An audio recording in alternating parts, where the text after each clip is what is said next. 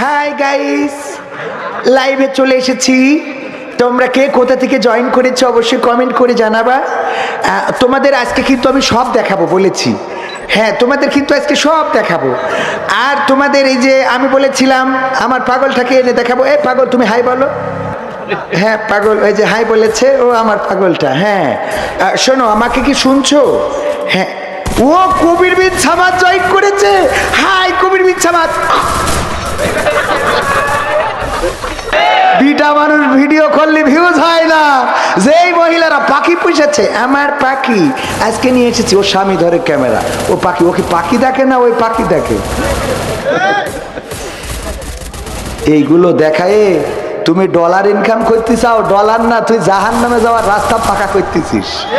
কথা ঠিক না বেঠে?